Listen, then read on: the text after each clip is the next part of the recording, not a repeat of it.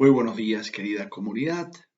Hoy, martes de la 14ª semana, queremos compartirles de nuevo la reflexión de la primera lectura tomada del libro del Génesis. En el capítulo 32, versículo 23 al 33. Por la noche se levantó Jacob, tomó a sus 2 mujeres, a sus 2 criadas y a sus 11 hijos y cruzó por el paso del río Yaboc.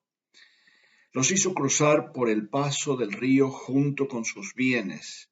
Jacob se quedó solo. Un hombre luchó con él hasta el amanecer. Viendo el hombre que no podía vencerlo, lo tocó en la articulación del muslo y se la descoyuntó durante la lucha. Y el hombre le dijo: Suéltame, que ya está amaneciendo. Jacob le dijo: No te soltaré hasta que no me bendigas. Él le preguntó: ¿Cómo te llamas? Respondió: Jacob. El hombre dijo: Pues ya no te llamarás Jacob, sino Israel, es decir, el que lucha con Dios. Porque has luchado contra Dios y contra los hombres y has vencido. Jacob a su vez le preguntó: Dime tu nombre, por favor. Pero él respondió: ¿Por qué quieres saber mi nombre? Y allí mismo lo bendijo. Jacob llamó a aquel lugar Penuel, es decir, cara de Dios, pues se dijo: He visto a Dios cara a cara y he quedado con vida. Salía el sol cuando pasó por Penuel e iba cojeando a causa del muslo. Por esta razón los israelitas aún hoy no comen el tendón de la articulación del muslo, porque Jacob fue herido en dicho tendón.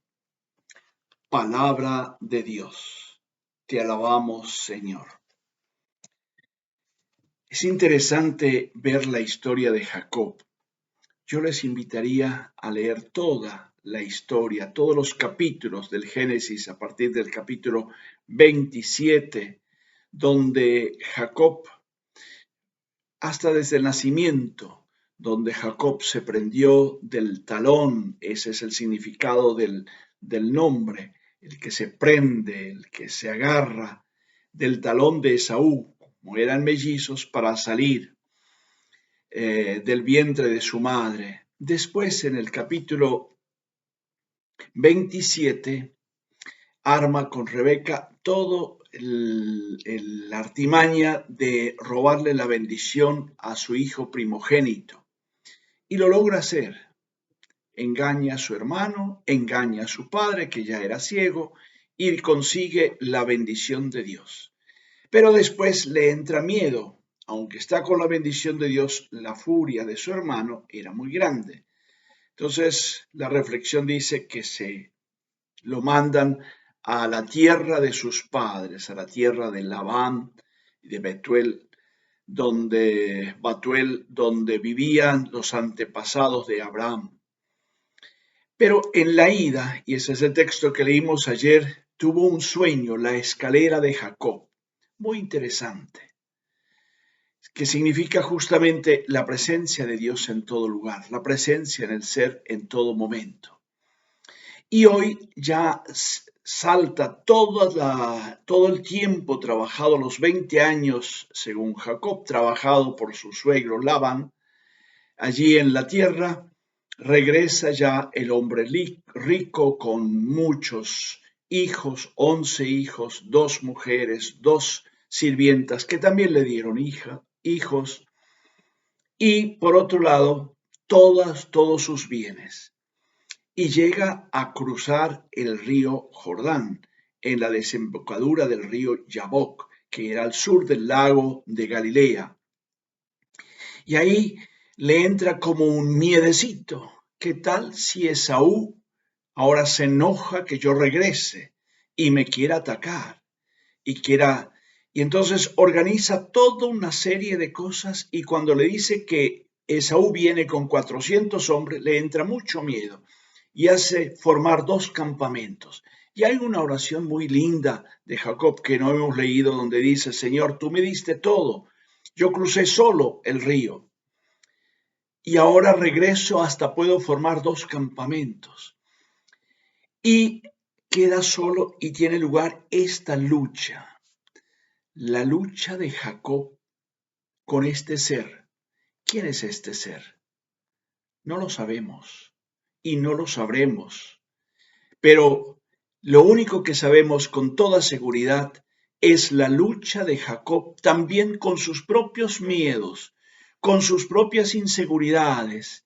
A pesar de ser un hombre bendecido, no estaba tan seguro que Dios estaba con él y había recibido la bendición antes de despedirse después de la artimaña que hizo con Labán un poco antes, hasta que finalmente logra clarificar. Pero Jacob queda con la marca donde dice, tú no eres el fuerte es el Señor.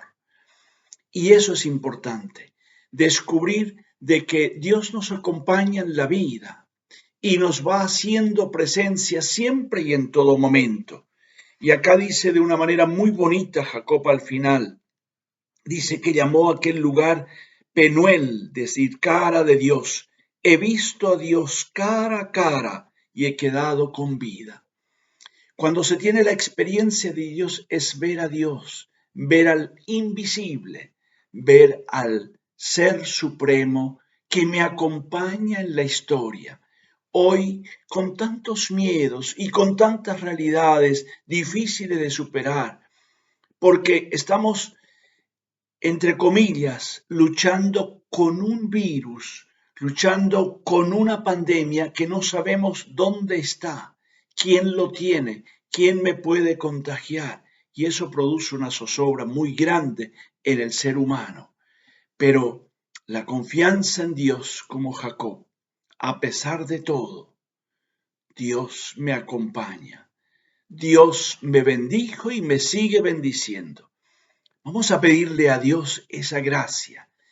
Y yo les invito de corazón, no dejen de leer esta historia de Jacob, que entre aspectos muy humanos, hasta incluso, yo diría, de engaños, de algunos dicen, incluso exégetas y judíos dicen, el engañador es engañado. Ciertamente, tiene que rehacer su camino hasta ver a Dios cara a cara y descubrir que es Dios el que tiene las riendas de todo. Por eso se llama Israel, el que ha luchado con Dios. Jacob es cambiado de nombre y entra en esa relación nueva con su Dios. Vamos a pedirle al Dios de Jacob, al Dios de Isaac, al Dios de Abraham, para que nos bendiga y nos acompañe una vez más en nuestro caminar de la vida. En el nombre del Padre, del Hijo y del Espíritu Santo. Amén. Y que tengan todos un muy feliz día.